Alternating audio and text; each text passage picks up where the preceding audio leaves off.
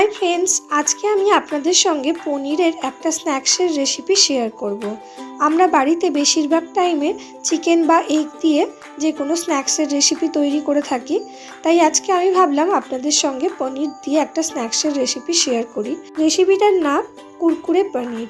तार जोन्नो आमी पनीरटाके खूब छोटो छोटो स्लाइस करे केटे निচ্ছি। एकदम छोटो छोटो करे किউব शेपे आमी पनीरगुलोके केटे निচ্ছি। आपनारा चाइले एर थेकेও छोटो करे काटते पारेन। देखुन पनीरगुलोके आमी छोटो छोटो करे केटे निয়েছি। এবার একটা বোল নিয়ে নিচ্ছি, তার মধ্যে কিছু শুকনো উপকরণ অ্যাড করে দিচ্ছি। আমি 3 চামচ বেসন অ্যাড করলাম, 2 চামচ চালের গুঁড়ো, পরিমাণ মতো নুন, হলুদ, লঙ্কার গুঁড়ো, ধনে গুঁড়ো, জিরে গুঁড়ো, কাশ্মীরি রেড চিলি পাউডার, গোলমরিচ। আমি এখানে হাফ চামচ আমচুর পাউডার ব্যবহার করেছি। আপনারা চাইলে এখানে চাট মশলাও ব্যবহার করতে পারেন। সমস্ত উপকরণগুলোকে আমি ভালোভাবে মিশিয়ে নিচ্ছি।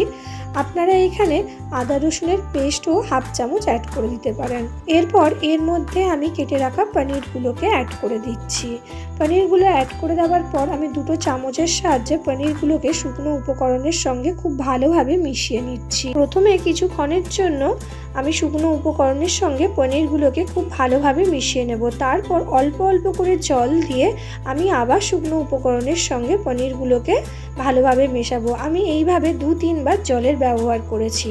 তারপরে আমি পনিরগুলোকে ভালোভাবে মিশিয়ে নিয়েছি। দেখুন পনিরের গায়ে শুকনো উপকরণের একটা ভালোভাবে কোট তৈরি হয়ে গেছে। এবার গ্যাসের মধ্যে একটা প্যান বসিয়ে তার মধ্যে আমি কিছুটা পরিমাণে রিফাইন অয়েল অ্যাড করলাম। রিফাইন অয়েলটা খুব ভালোভাবে গরম হয়ে গেলে আগে থেকে তৈরি করে রাখা পনিরের কিউবগুলো আমি এর মধ্যে অ্যাড করে দিচ্ছি। পনিরের কিউবগুলো অ্যাড করে দেওয়ার সময় আমি কিন্তু গ্যাসের ফ্লেমটা লো টু মিডিয়ামে রাখবো। পনিরটা ভাজার সময় কিন্তু গ্যাসের ফ্লেমটা হাইতে রাখবেন না, তাহলে পনিরের উপরের কোটিংটা তাড়াতাড়ি পুড়ে যাবে। গ্যাসের ফ্লেমটা লোতে রেখে পনিরটা ভাজলে পনিরের উপরের কোটিংটা বেশ মুচমুচে হবে। তাই আপনারা চেষ্টা করবেন গ্যাসের ফ্লেমটা লোতে রেখে একটু টাইম নিয়ে এটাকে ভাজতে। এটার গায়ে যখন এইভাবে গোল্ডেন কালার হয়ে আসবে তখন এটাকে তেল থেকে ছেঁকে তুলে নেব। দেখুন পনিরটা গোল্ডেন কালার হয়ে গেছে, এটা ভাজা হয়ে গেছে। এবারে আমি এটাকে তেল থেকে তুলে একটা সার্ভিং বোলের মধ্যে সার্ভ করে দিচ্ছি।